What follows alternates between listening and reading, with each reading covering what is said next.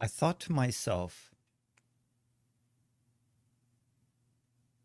why not come back while air pollution is high? That's what I thought to myself. And so here I am.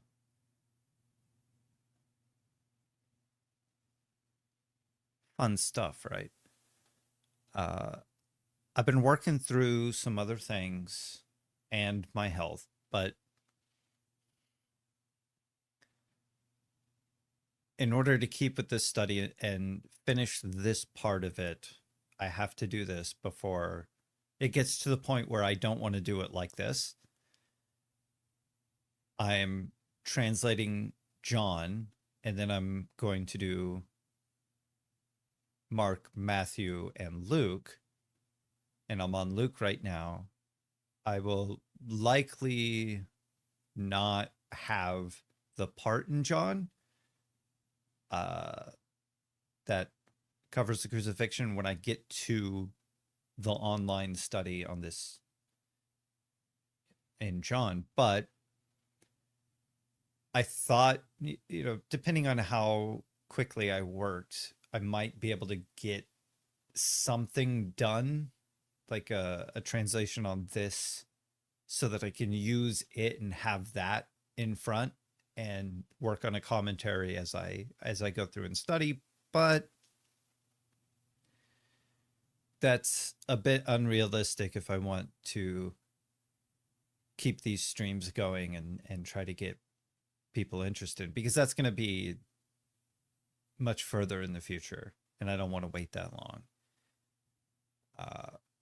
So instead of having my own translation, I'm still using the ESV, not using the ISV, which is the base that I'll be using for my translation, as well as working with what is available for an interlinear through Bible Hub that has the resources that help me understand the words, because I don't know Greek and I don't know how to translate. So it takes a large amount of time for me to even get through a single sentence, because I really want to understand that sentence and why it is translated the way it is in various translations, and see if I can understand what it's saying and thus translate it myself. I am learning a bit more about Greek words and the way Greek works as I do that. And hopefully I'll be able to retain enough of that information that as I move forward, it will be faster. And then at the end of translating the 4 Gospels, I'm going to compile a unified gospel, which tells everything from all 4 Gospels in what I believe to be a timeline of events.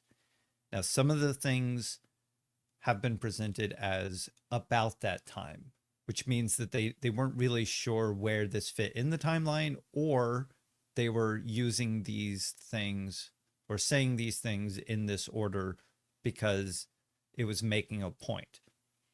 John is the biggest culprit of this, who will give an event when it starting and tell about its conclusion, which could have happened 3 years later.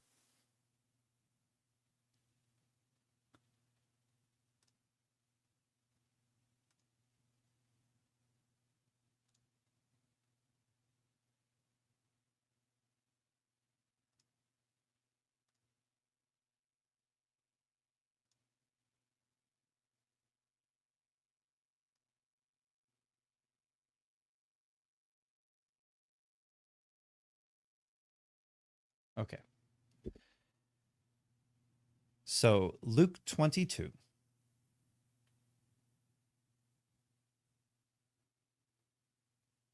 And I don't know if that's going to be easy for you to read or not, but if you can, it's all here. It's on Bible Gateway. I don't know, but pull it up yourself and follow along. I have my notes as well. Ads? I have my notes as well that are here. I've already kind of gone over some notes, but I don't know how old these are. And I've learned a lot. So I'm just going to be kind of going over my thoughts. Try not to go to information that you might want verified, but it's just things that I'm thinking of and trying to remember as I read some of this stuff. And some of it's things that I've brought up before.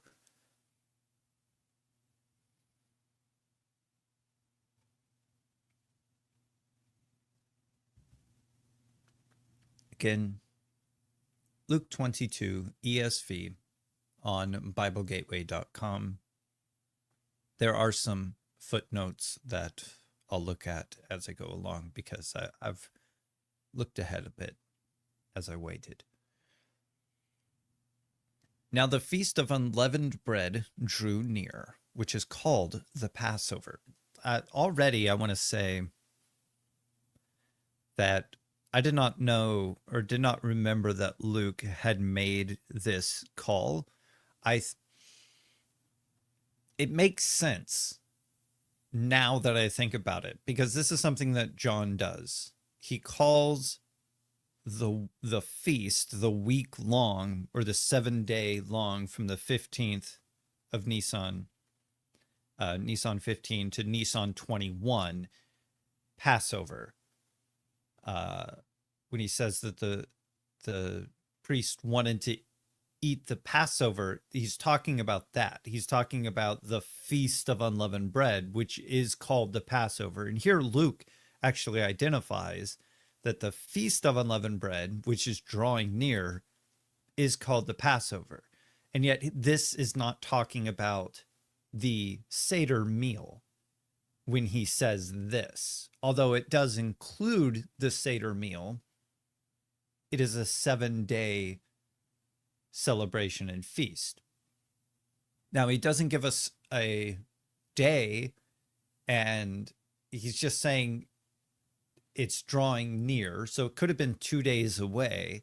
And also what he adds here for what's going on the drawing near of the feast is that, and the chief priest and the scribes were seeking how to put him to death, for they feared the people, which probably isn't as many words. It's not quite the description that like Mark or Matthew have on that, which would be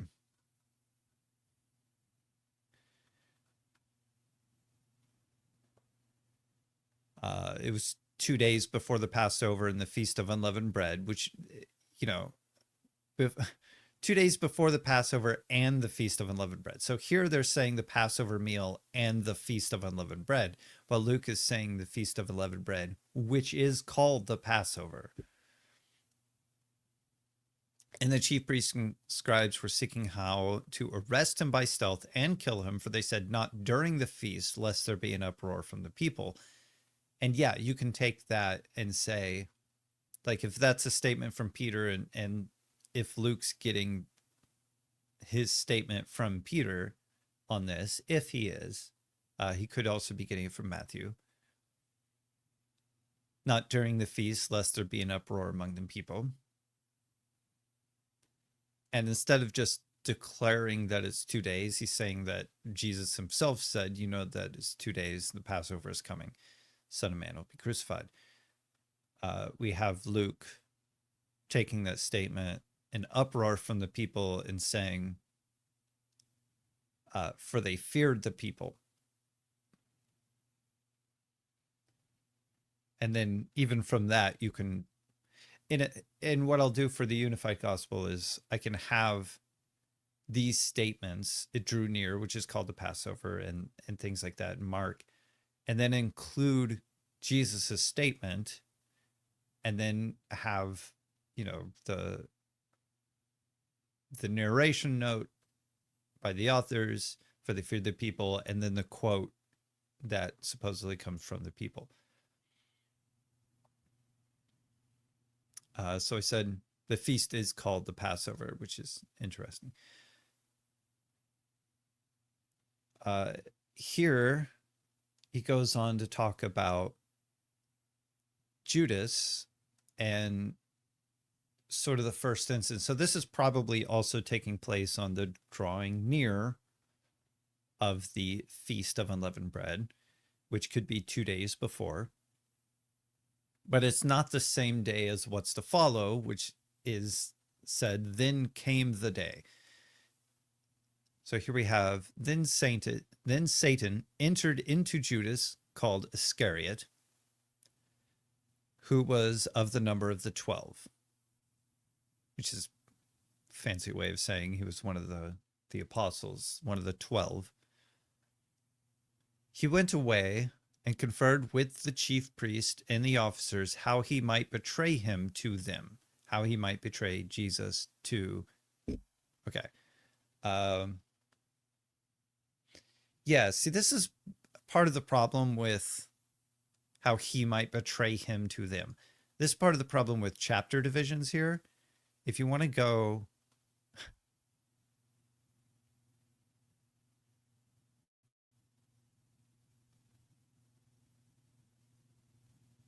because it follows this, and he told them a parable. Okay. Then he said to them, okay. He said, okay. Jesus looked up and saw, okay, now we know who the he is just by this. So from 21 into 22, which is still continuing this he is identified. But without that, if you're just starting here, like if you were to read this for the first time to somebody, you're not understanding who this he is. I have to explain, as I did, that he there is Jesus. Or that this he here, sorry, is Judas, but this him here is Jesus. So, yeah. And they were glad and agreed to give him money. So he consented and sought an opportunity to betray him, Jesus, to them in the absence of a crowd. So he was going to seek an opportunity. He agreed, and they were offering money, but he hasn't accepted the money because he's still seeking an opportunity, and he's consenting. So this is a moment that it seems like they're probably near Jerusalem, but not in Jerusalem. Judas goes out into Jerusalem. They might be in Bethany or like the house of Lazarus or something. I'd have to cross-check to see where they were 2 days before, because they have a meal outside of Jerusalem. Maybe like a couple hours walk away in a town. And I've talked about that before. And so he goes and he has this meeting about betraying Jesus and for money. Or they offer money. They agreed to give him money. Well, or he asked for money. They were glad and agreed to give him money, and he consented and sought an opportunity to betray him to them in the absence of a crowd. Okay, so now we get to this part, which is this is like, this is placing the beginning of the chronology that we can identify, because it's important to note that the meal that they have is the Passover Seder. And Luke's going to tell us right here that it is the Passover Seder. Then came the day of unleavened bread, on which the Passover lamb had to be sacrificed. So this is either sundown or during the daylight hours, but it is the 14th of Nisan. The day of unleavened bread on which the Passover lamb had to be sacrificed is Nisan 14. The lamb is slaughtered and prepared for the meal. This is before they eat. Keep that in mind. Jot that down in your copybook. I just realized that I'm under the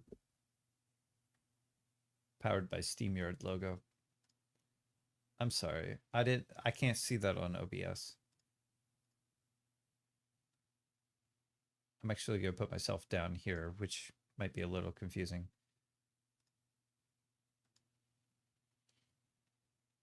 Sorry about that. Anyway. Yeah, then came the day of unleavened bread, which I think Luke is the only one to say the day of unleavened bread. But he tells us what the day of unleavened bread is, so we don't have to wonder, well, what is this day of unleavened bread? He says, on which the Passover lamb had to be sacrificed. And we know through tradition that that is Nisan 14.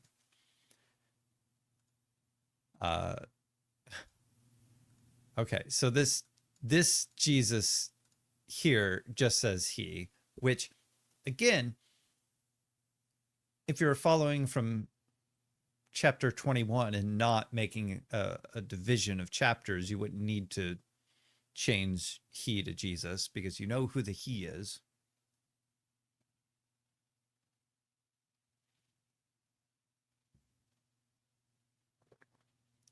So he, Jesus, sent Peter and John saying, "Go and prepare the Passover for us that we may eat it." So they are to go and prepare this meal somewhere.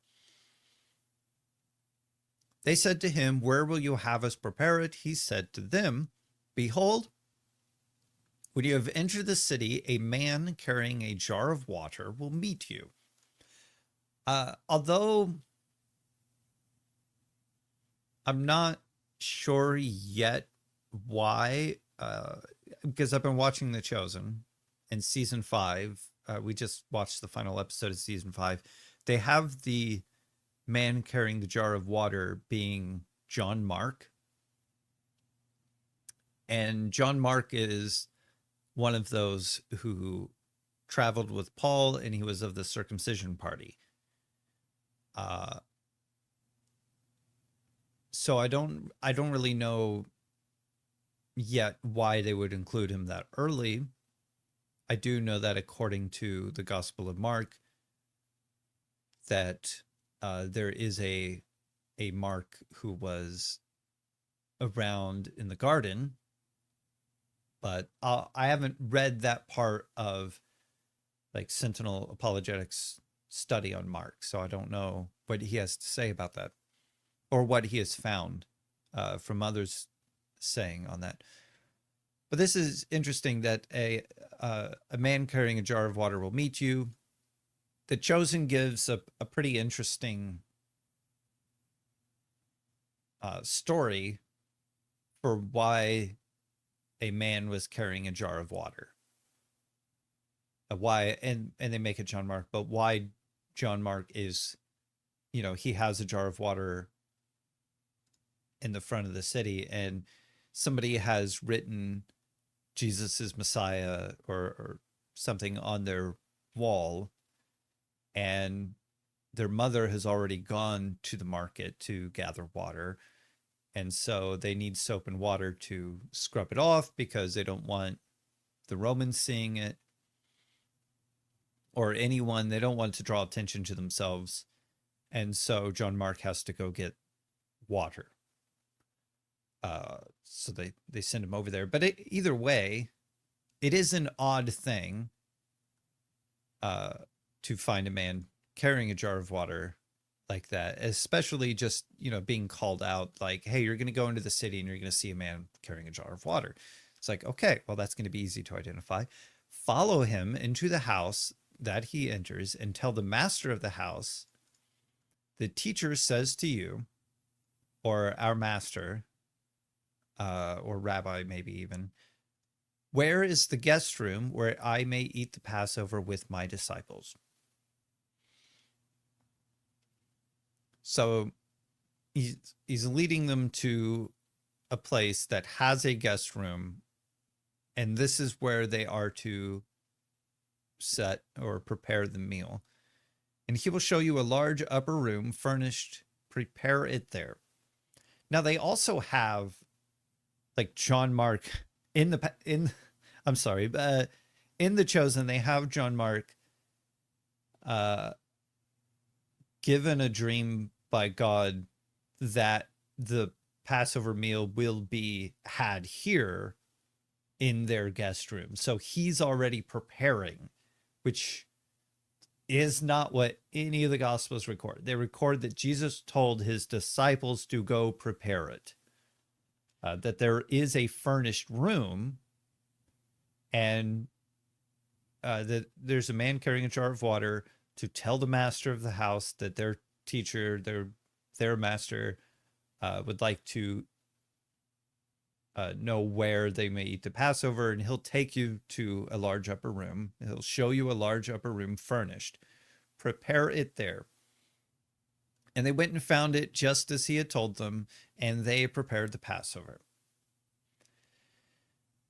It looks like, yeah, Luke skips over and Jesus arrived with the 12, which I read in Mark, I think, and probably also in Matthew.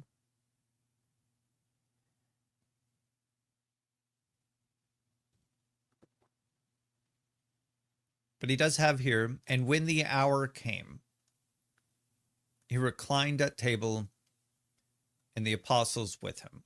Okay. So on the 14th, when the lamb had to be slaughtered, they ask where they're going to have the Passover. Jesus tells them to go into town, find a man carrying a jar of water, follow him to his house, tell the master of the house that their teacher is looking to have the Passover, and wherever they have it. He shows them the guest room that is furnished, and they prepare the Passover there. And now, when the hour came, so that's now when it's the 15th, now when the sun has gone down and the day has passed, and it is now the 15th. It is Nisan 15. He, Jesus, reclined at table, and the apostles with him. And he said to them, I have earnestly desired to eat this Passover with you before I suffer. For I tell you, I will not eat it. And there's a note here that says some manuscripts never eat it again, or I will not eat it again. And I would like to know, it says some manuscripts, I guess.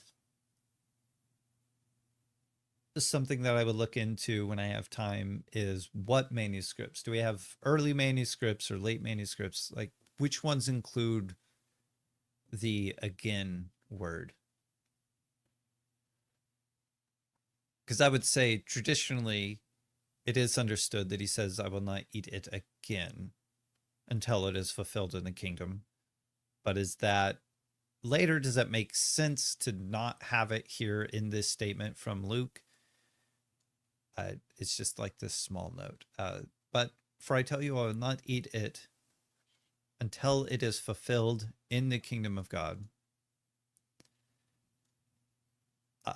It might slightly change sort of the perspective on what he's saying here to not include again, if again is not traditionally there, if it was added later.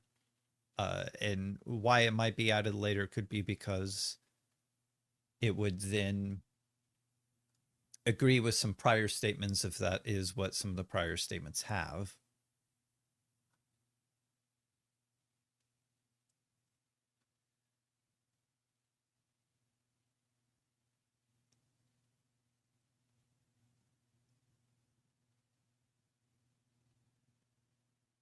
And I don't know if any of the others have that.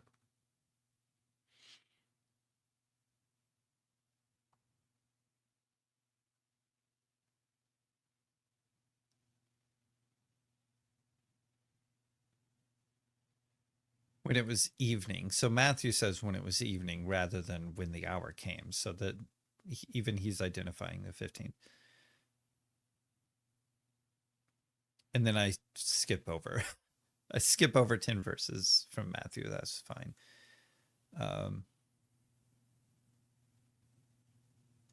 But that is a question I have that I would like to have answered on that. But anyway, continuing on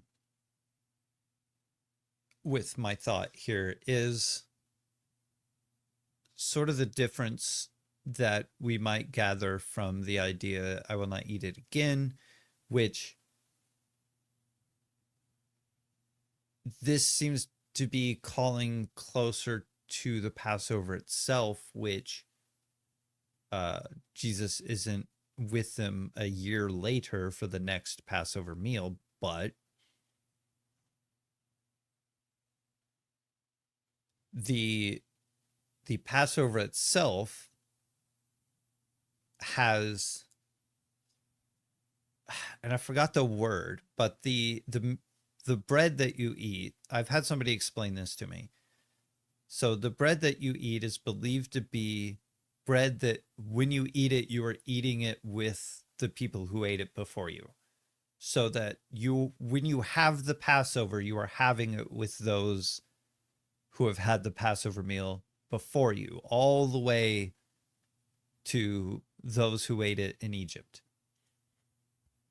So not like I don't think that they're talking about like a quantum entanglement type of meal, but rather there is some kind of mystical connection. That was the word. There is a mystical connection that they believed they were experiencing when they ate the bread, that they were eating it at the same time and eating the same bread that those that came before them ate. And so then, he wants to have this Passover. He wants to participate, even though he would have already had other Passovers, but he wants to participate in this because from here on, when they have the Passover meal, they're eating it with this moment as well.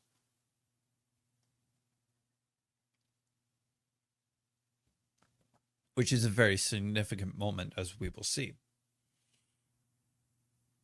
Or, and that's with adding again. But if you don't have the word again, if that's something that was added later, then you have something that I find even more interesting, which is that Jesus is saying, I've desired to eat this meal for you, or with you, for I will not eat it until it is fulfilled in the kingdom of God. And then he eats it. So eating it with them is eating it fulfilled in the kingdom of God. And that he is saying that this is fulfilling this Passover meal that he wants to have. And thus, the next Passover, people will be also sharing it with the kingdom of God. So slightly different interpretations that you could draw. There's probably other views, but those are what I can take away from these two manuscript traditions, one that might have the word again and one that does not. And he took a cup. This would be the third cup of the night, but we're not going to know that yet. But if you know the Seder meal, which I did not until I had to study it and look it up and find out what is this meal and what does it contain. And this is why I had to look this up, because Luke starts with a cup rather than bread, but the others start with bread. And I thought Luke was making some sort of a mistake or something, or flipping the cup and the bread, but hang on.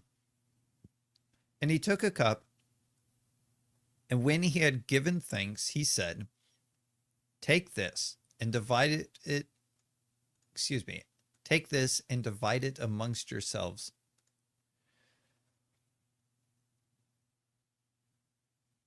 So I believe this is the pitcher. So a cup, but we would call it a pitcher, which contains the wine for the table, and you can divide it. But he's telling them to divide it amongst themselves. And he says, "For I tell you that from now on, I will not drink of the fruit of the vine until the kingdom of God comes." And this is interesting because they haven't drunk yet. So you can take this two ways. Either you say that he is telling them right now that the kingdom of God has come, because he says, "From now on, I will not drink of the fruit of the vine until the kingdom of God comes." And it doesn't say that he's drank from the cup yet, but rather that he's taken the cup and he tells them to divide it. So to prepare this. But this would be the third cup. Because then, and he took bread, and when he had given thanks, and that's sort of what this is about. So taking the cup and giving thanks, taking the bread and giving thanks. So it'd be nice if that didn't come up every time. He broke it and gave it to them, saying, "This is my body, which is given for you. Do this in remembrance of me." That's something that Paul also includes, the "do this in remembrance of me," when Paul recounts this event, or relays this event, excuse me. Paul wasn't there.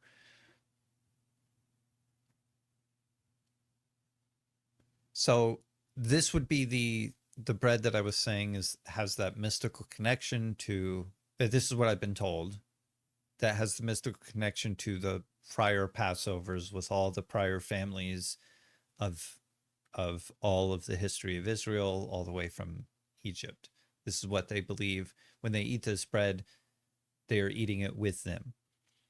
So now he takes the bread and he divides it and gives it to the disciples and says that his body is given for them, and to do the act that he is doing, dividing the body, in remembrance of him. And now brings up the cup again, and likewise the cup after they had eaten.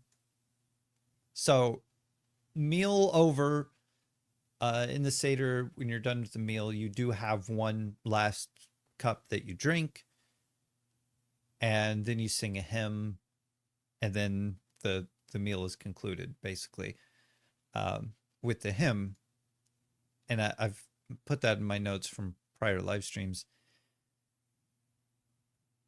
So after they had eaten, and this is likewise, so likewise to taking the bread, dividing it, and then saying, "This is my body given, which is given for you. Do this in remembrance of me." Likewise, the cup after they had eaten, saying, "This cup that is poured out for you is the new covenant in my blood." And there is a note here. Some manuscripts omit, "in whole or in part," verses 19b to 20, "which is given in my blood."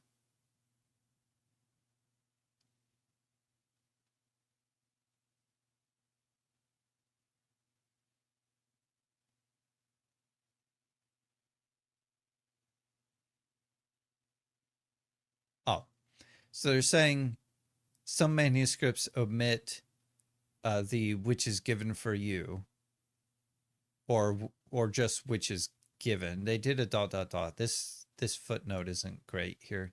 So it could be "this is my body for you," or "this is my body, do this in remembrance of me." So I don't think that really changes anything, because it's still understood by tradition what can be repeated about this. Even Paul repeats something very similar. And the other accounts as well. And remember, not to get into the whole authorship and everything like that, but Luke is writing to somebody who he is identifying. That's a different study, which I will have at the beginning of my Luke commentary. But that would also mean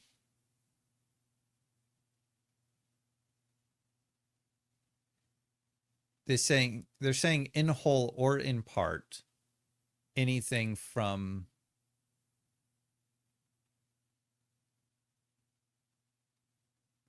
this in whole or in part is missing from some manuscripts. Again, early manuscripts, late manuscripts, reliable manuscripts, which manuscripts from what areas, like for what part, for what reason, why is it included? I don't know. Which parts when there's only parts?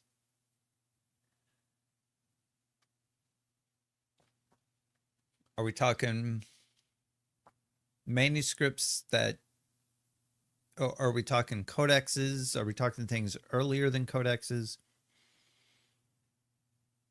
Because there's Sinaiticus and Fanaticus. Like, could I go to those and confer? Like, what? Like, show me something more in the footnote, please.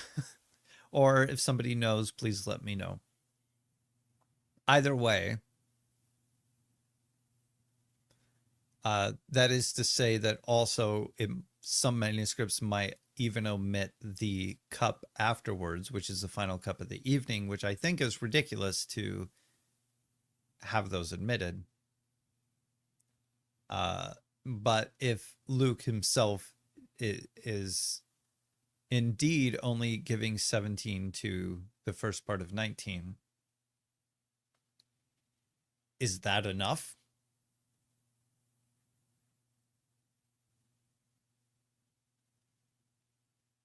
Maybe. I don't know. And the difference in manuscripts of Luke had written this twice, and while he's traveling with Paul, if these are the words of Paul, that he wants Lucius of Syria, possibly, if he wants Luke to include them, maybe that's why they're in something and not in something. But I doubt that. That's on the spot conjecture. Anyway. And likewise the cup, after they had eaten, saying, "This cup that is poured out for you is the new covenant in my blood." So the new covenant language there can be reliable. "But behold, the hand of him who betrays me is with me on the table. For the Son of Man goes as it has been determined, but woe to that man by whom he is betrayed." There is more to this statement, but to see that all together would require going back and forth. Or again, once I get to the unified gospel, I'll be able to include that, because he also says different things. But Luke here is interesting for including more words during this evening rather than going to the prayer, which happens. They sang a hymn and then went out into the garden in the other accounts, but here he's including these lessons here that are being given, and again bringing up the things that Jesus has said, because this is at the end of the evening, and here there's some either quarreling or questioning each other and some back and forth. "And they began to question one another, which of them it could be who was going to do this. A dispute also arose among them as to which of them was to be regarded as the greatest. And he said to them," and this, I'm not...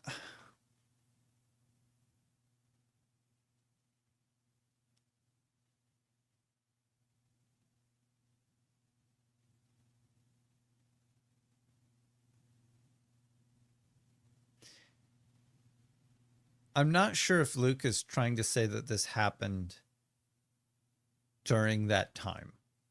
It doesn't sound like it. A dispute also arose among them. This could be a long running dispute. And there is indication that this dispute has been going on for a while amongst them anyway. And that this isn't the first time it's just brought up. And now they are like at the table disputing this again, but rather that it is part of this conversation while they're also thinking of, these things. So this could be Luke just giving us some context to some of the things that's, happening. And this is where he's deciding to include it. A dispute also arose among them. That's fine. That doesn't give us a definitive on when this dispute arose, or if they're having this dispute in this moment, and if this response by Jesus is in this moment, or rather, this is something that he had told them. But it doesn't say it the other way either, that this is a long running dispute that he has talked about before. I don't know. I'm just putting that out there, that maybe this was Luke reminding us of something, because that's what I got when I read this. A dispute also arose among them as to which of them was to be regarded as the greatest. And he said to them, the kings of the Gentiles exercise lordship over them, and those in authority over them are called benefactors. But not so with you. Rather, let the greatest among you become as the youngest, and the leader as one who serves. For who is greater, the one who reclines at the table or the one who serves? Is it not the one who reclines at table? But I am among you as the one who serves.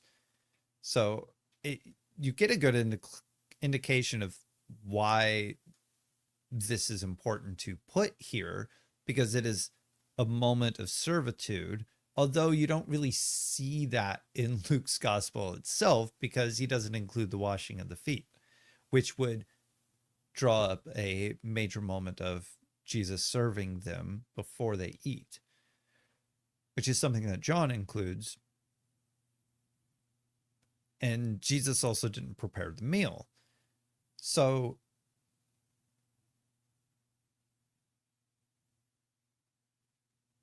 but he is reclining at the table. It's like, this is a good place to put this, maybe. You are those who have stayed with me in my trials, and I assign to you, as my Father assigned to me, a kingdom. I don't know why there's a comma there. You are those who have stayed with me in my trials, and I assign to you, as my Father assigned to me, a kingdom, that you may eat and drink at my table in my kingdom, and sit on thrones judging the 12 tribes of Israel.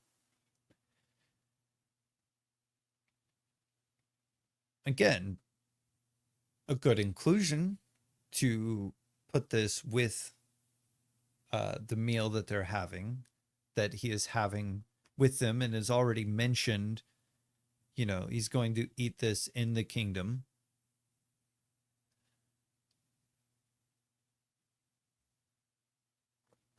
So if he's saying this here now, there's context. If this is something that he said earlier, then Luke is giving us context for this by putting it here. But this is something that what's to follow here is something that the other authors will say happened around this time. Simon, Simon, behold, Satan demanded to have you, that he might shift you like wheat. But I have prayed for you that your faith may not fail. And when you have turned again, strengthen your brothers. So, turned again, he's saying,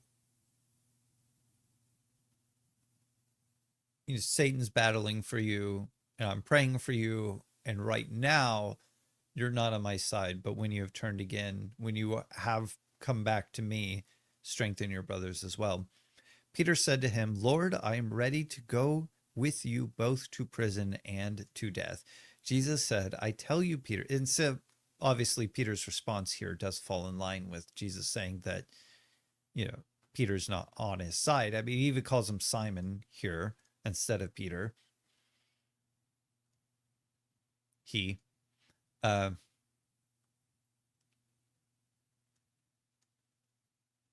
curious.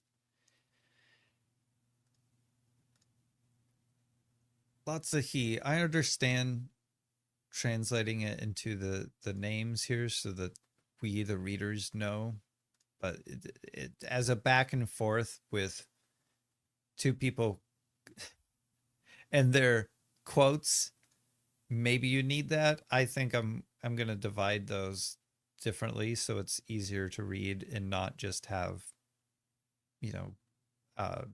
not just translate words into names that weren't in the original, unless I can find manuscript tradition that actually does have Jesus in this. Why he?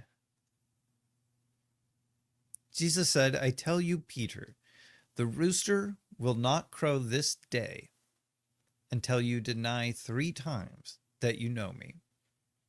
Of course, here he could be saying, will not crow this day. He could be saying daylight. So 3 denials will happen before daylight. Because there's 3 rooster crows during the evening, midnight. And I've gone over this before. Midnight, about an hour before sunlight, and then sunlight. And he said to them, so Jesus said to them, when I sent you out with no money bag or knapsack or sandals, did you lack anything? They said, nothing. And he said to them, but now let the one who has the money bag take it, and likewise a knapsack. And let the one who has no sword sell his cloak and buy one. For I tell you, also, this here is the context of the sword. He's not telling them to arm themselves with weapons.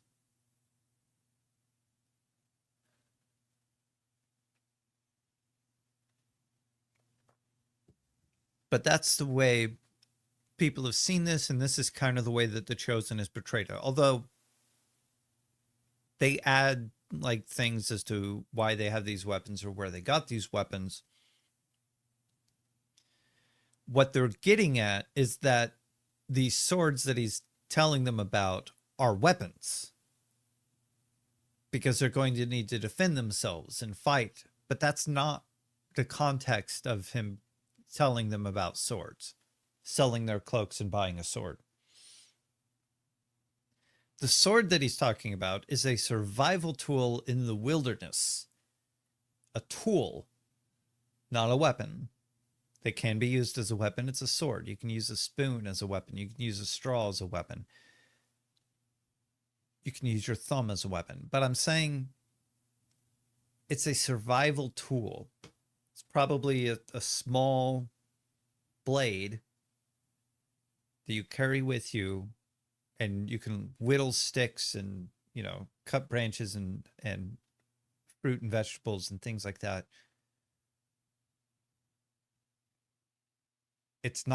He's not telling them to arm themselves, because having been sent out with no money bag, knapsack, or sandals, they didn't lack anything.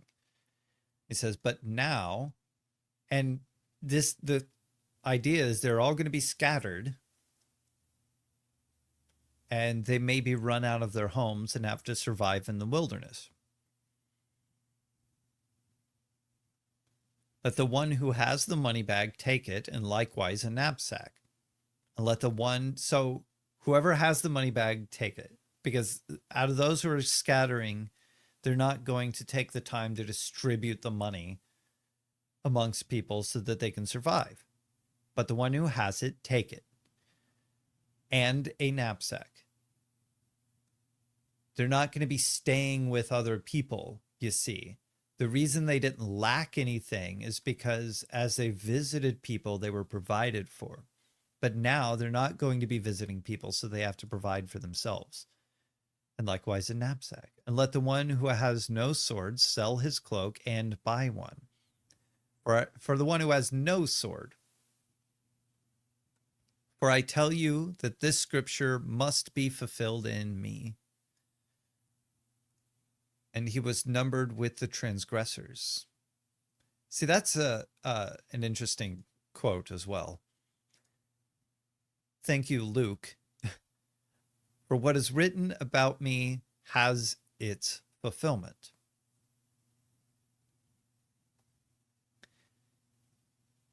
Numbered with the transgressors. He's saying that they're all going to be guilty by association upon his arrest by the people. He will be numbered among them as well, and they are the number. Luke here mentioning the number, and now we know why. Because it's an Old Testament reference, scriptural, prophetic reference. And they said, look, Lord, here are 2 swords. And he said to them, it is enough.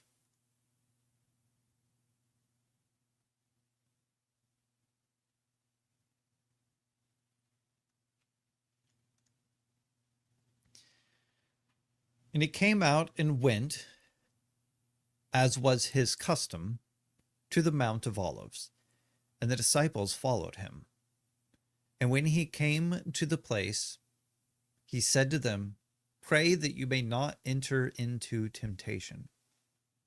And he withdrew, so he tells them to pray, and then he goes a little further. And he withdrew from them about a stone's throw. Think about the stones they used in stoning and how far you could throw one of those stones. It's not a rock or a pebble that you chuck. It's a stone, and you know how far you can throw that. He went a few feet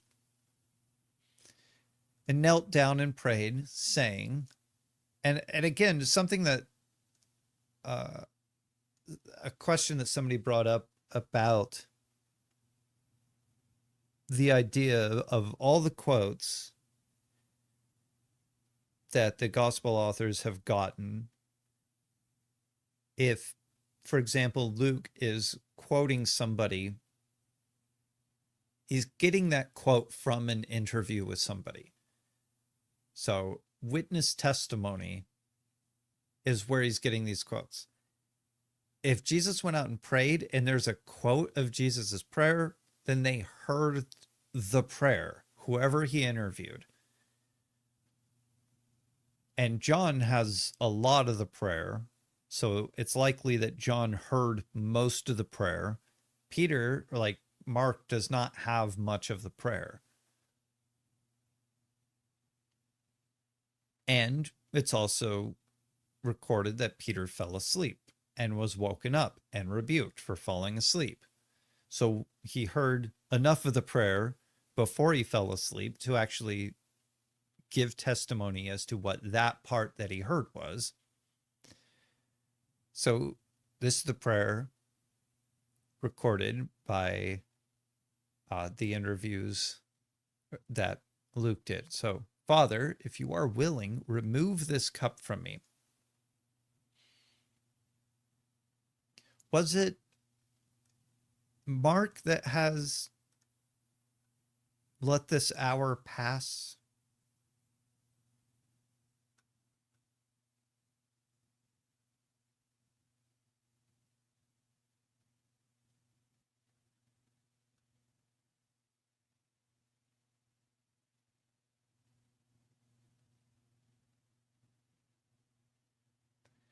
Somewhere in here.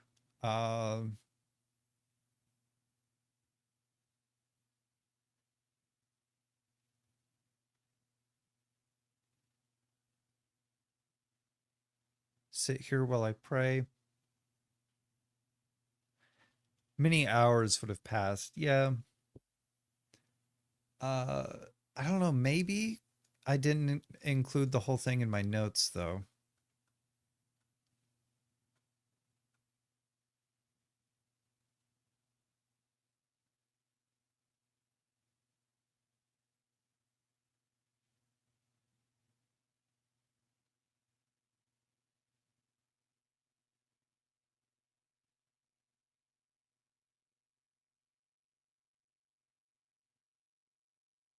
Yeah, I didn't include it there either.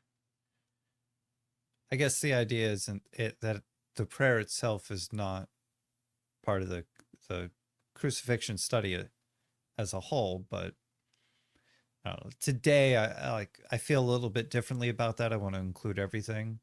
And at the same time, if I'm going to include some of this stuff, I want it to be my translation so that I have it all neatly laid out in a way that I can access it better. But anyway, if I really needed to, I could just pull up another tab and go to it. But it was just my thought that brought me there. So, if you are willing, remove this cup from me. And the reason I say that is because I'm not the only one to point this out. There are other scholars and stuff that I could quote from, other than just trying to rely on my memory. But the cup that he's talking about here is a language associated with martyrdom. So if you recall, can you drink from the same cup as me? Talking about James and John being at his right and his left hand, but they don't know what they ask because from Jesus's perspective, being at his right and his left when he comes into his kingdom is being crucified with him. And thus that's martyrdom. And then he asks them if they could drink the same cup as him. Can they also share in that martyrdom? But he tells them that no, they can't, but they will later. They will share in his martyrdom later, which means that yes, they will also be martyred. They will be killed for their belief, but not yet. So here in the prayer, Father, if you are willing, remove this cup from me, doesn't really communicate the idea that was recorded in the other gospels, which is let this cup pass from me, not just remove it. But at the same time, to have the cup removed, you might even say that we're looking at this in the Mark study on John the Baptist and Jesus, which relates to Elijah and Elisha. When Elijah is taken up in a whirlwind, and thus the prophethood, if you will, passes to Elisha, the cup is removed from, in that sense, although it's not martyrdom, is removed from Elijah because it's been passed on. It's a passing of the mantle. In a way, you could say that Jesus is praying that if it is the Father's will that his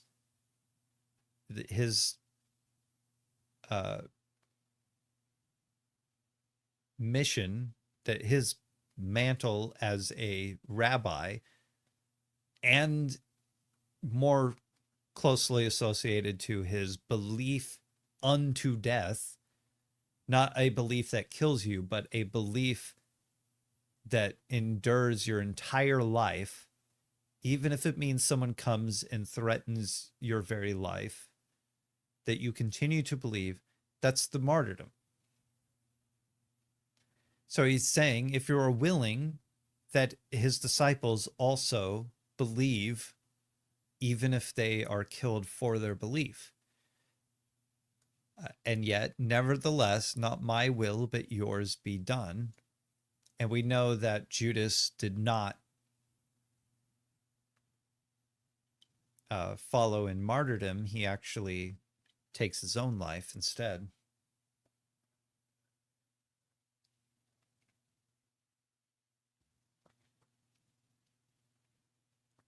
And I forgot what Luke does with the wilderness temptation of Jesus, if he mentions ministering angels, but this is nice.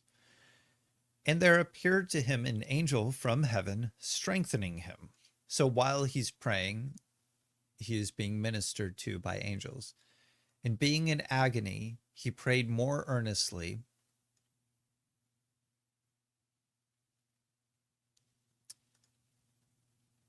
Yeah.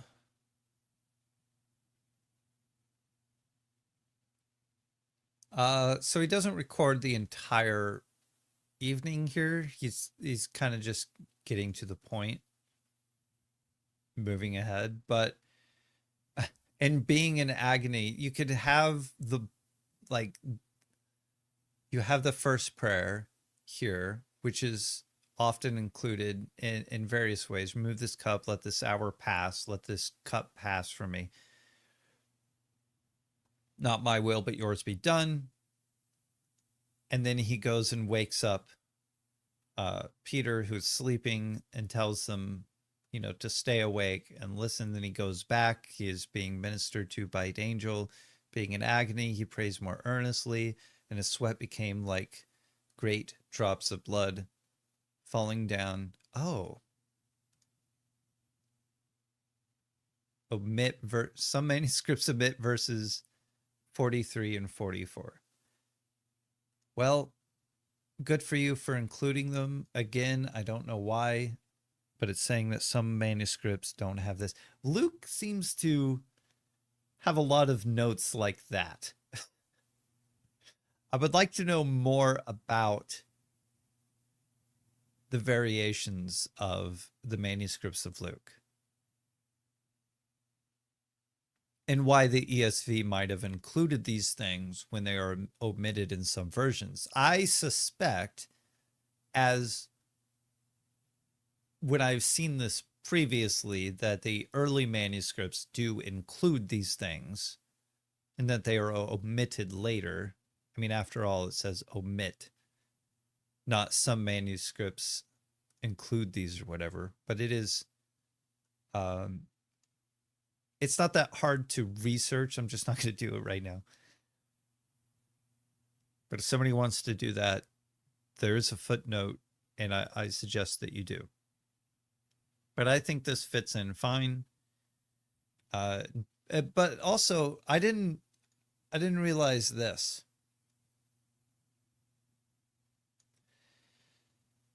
See, whenever I hear about this, whenever I hear about Luke including this, what I hear is that, and he sweat, and his sweat turned to blood. He was in such great agony that his sweat turned to blood, which is a thing that can happen.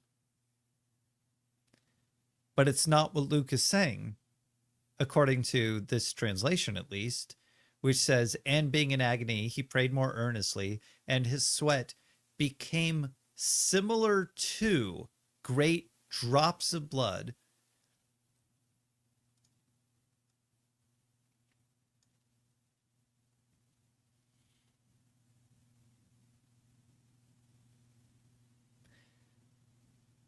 Now, taking the similar to, which is a qualifier, and removing the comparison and just sticking to the visual, what we would have is, and his sweat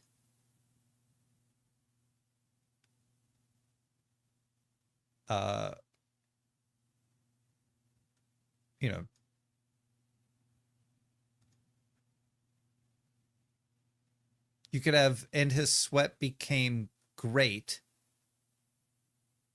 falling down to the ground.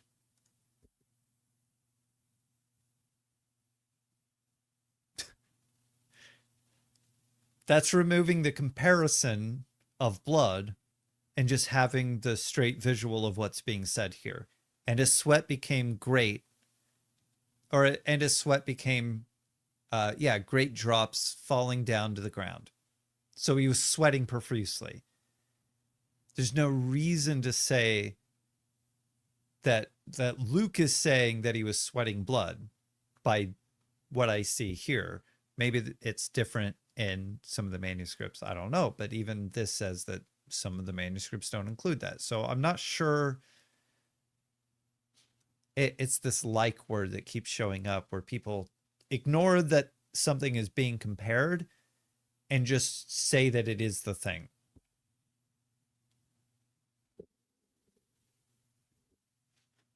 Excuse me.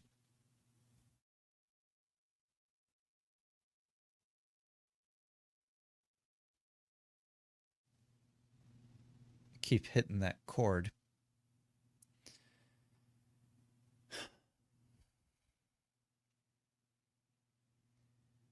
And when he rose from prayer, he came to the disciples and found them sleeping for sorrow. Found them sleeping for sorrow. And he said to them, "Why are you sleeping? Rise and pray that you may not enter into temptation." He only says that he did that once.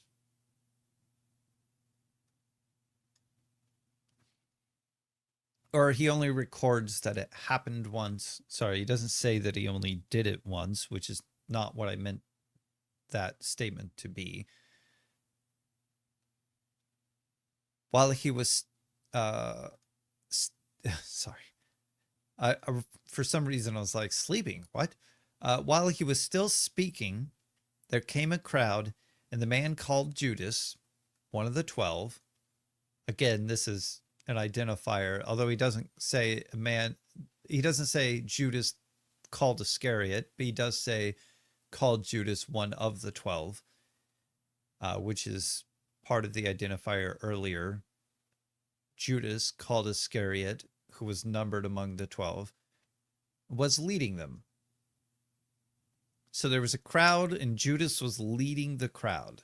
Another thing that kind of, like, I could have pointed out a lot of the inaccuracies to the final episode of season 5 of The Chosen, but this was something that bothered me, that they had Judas kind of like hiding amongst the crowd and then he walks out of the crowd.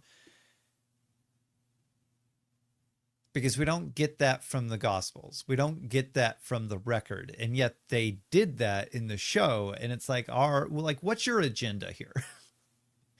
Are you more focused on your,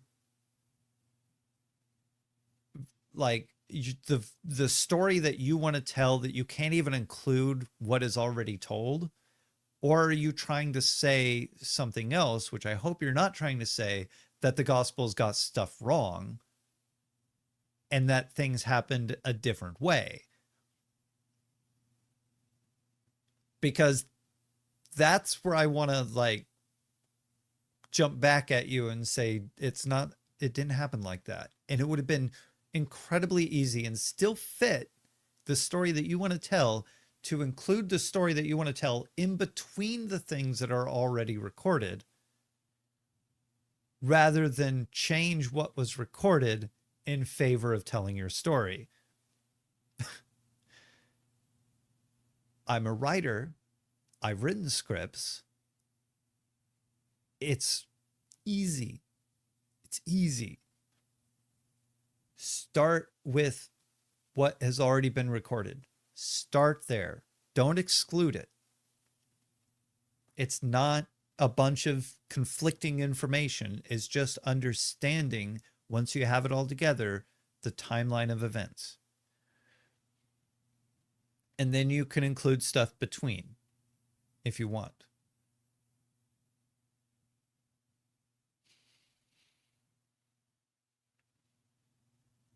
So, Judas, one of the 12, was leading them. He drew near to Jesus to kiss him. But Jesus said to him, "Judas, would you betray the Son of Man with a kiss?" And when those who were around him saw what would follow, they said, "Lord, shall we strike with the sword?" And one of them struck the bondservant, of the high priest and cut off his right ear. They didn't even wait for an answer. One of them Uh-huh, Peter. But Jesus said, "No more of this." And he touched his ear and healed him. Then Jesus said to the chief priest and the officers of the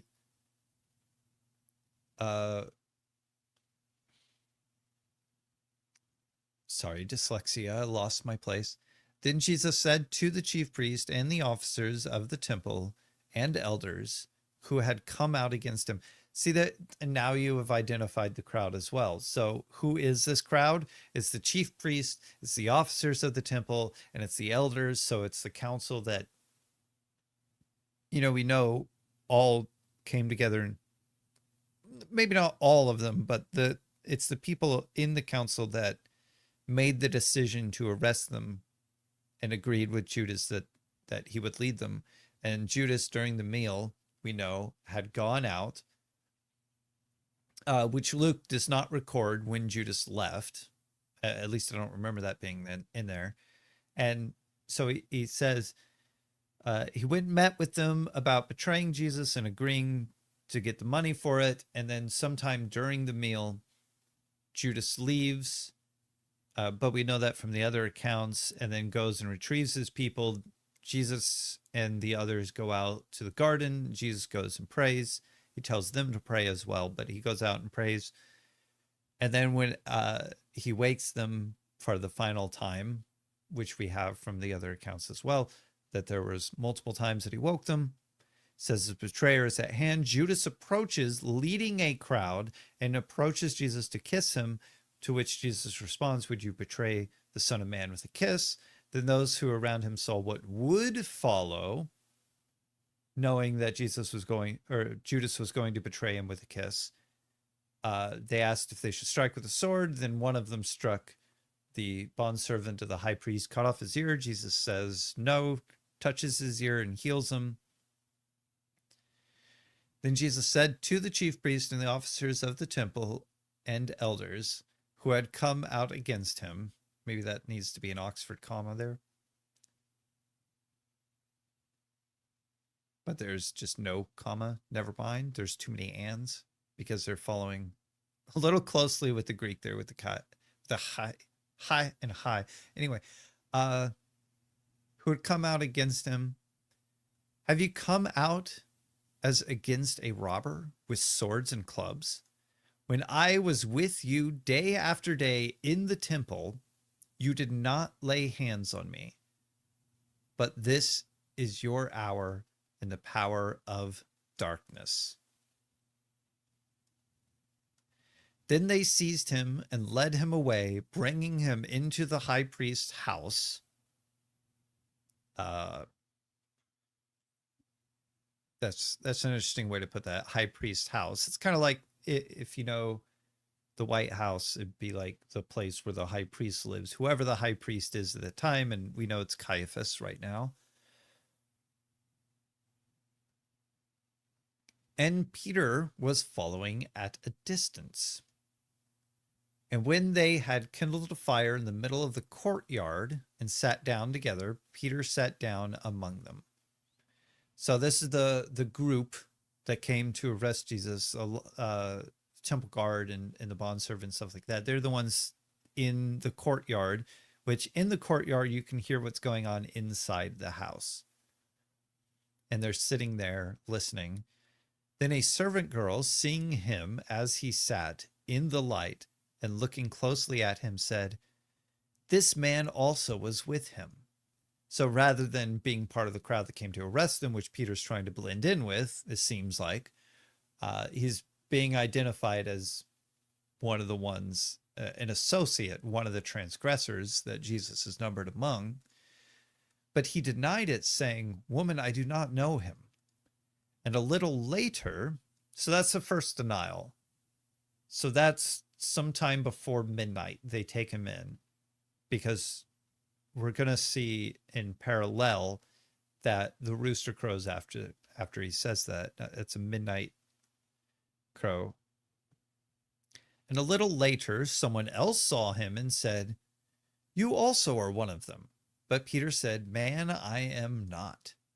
and that's about an hour before. So the trial itself is happening during this time, which I understand it's hard to, they're not going to write the trial happening and then cut to Peter and then go back to the trial and cut to Peter. They're writing what Peter is doing, and Luke is writing this part with Peter before the trial, while you may see in the other accounts that the trial itself is recorded and then Peter's denial.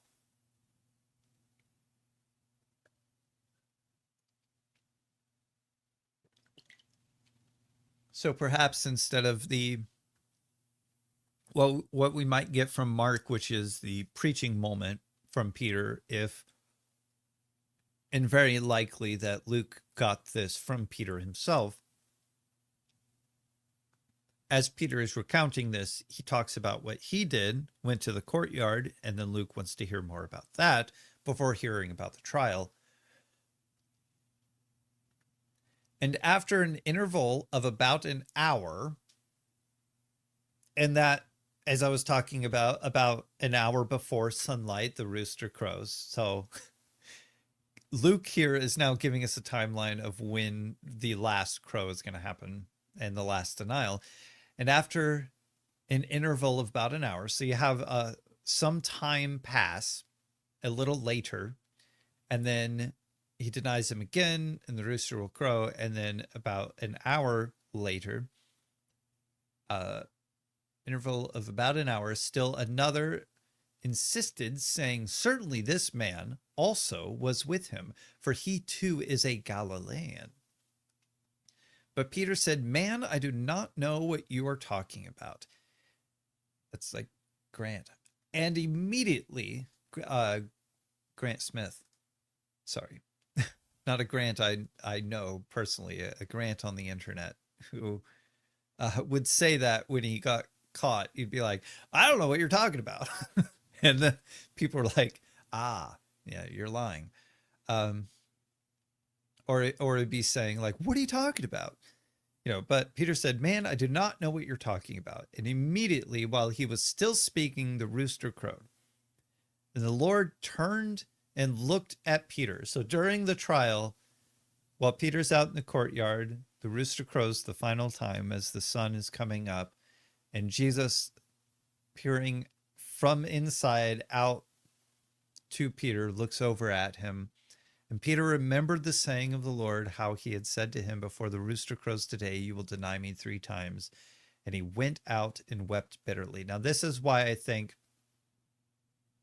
right here, went out and wept bitterly after this. This is why I think the trial was happening at the time that Peter is doing this, because the trial itself is probably overheard by Peter, and thus he's giving the testimony as to what happened during the trial. Although it is very likely that Luke could have gotten the information from other people as to what occurred during the trial. If Mark is the preaching of Peter, and I think it is, then Peter is giving his own account of the trial in Mark. And so he would have had to have heard it to give that. And so he hears the trial, which is why they're all out in the courtyard, and a long time has passed. It's not like Jesus is waiting for daylight, or it's not like they're waiting for daylight to try Jesus, that they're already doing that. Now, the men who were holding Jesus in custody were mocking him as they beat him. And they also blindfolded him and kept asking him, "Prophesy, who is it that struck you?" Which is also, spoken of would happen to him. And they said many other things against him, blaspheming him. When day came, the assembly of the elders and the people gathered together, both chief priests and scribes, and they led him away to their council, and they said, and this is where it gets confusing, because it's like, okay, is this daylight Or is this 15th of Nisan when the day came, or something like that? I would like to know what people have to say on this, because the other accounts have the trial happening before sunlight. And this could be saying, as again, Peter's denial happening simultaneously with this. Luke could be recording it that way. Is this an article, the day? Is this daylight? Like, somebody who knows better, I would like to hear from you. But I suspect that this is an intercut. This is a meanwhile. This is a when the 15th came, the assembly of the elders and the people gathered together, both chief priests and scribes, and they led him away to their council. Now, we already have the being led away to the council. Right here, they seized him and led him away, bringing him into the high priest's house. So this is your possible meanwhile connection. Right there, led him away to their council. And they said, if you are the Christ, tell us. But he said to them, if I tell you, you will not believe. And if I ask you, you will not answer. But from now on, the Son of Man shall be seated at the right hand of the power of God. Combining the Psalm 110 and the Daniel 7. So they all said, are you the Son of God then? And he said to them, you say that I am. In whatever way this is said. So, and he said to them, you say that I am. You know, Son of God language. He called himself Son of Man, seated at the right hand of the power of God, which they connect to being the Son of God. And he's saying that your statement, based on my statement, is declaring I am the Son of God. And they said, what further testimony do we need? You have heard it, or we have heard it ourselves from his own lips. They're calling him blasphemous.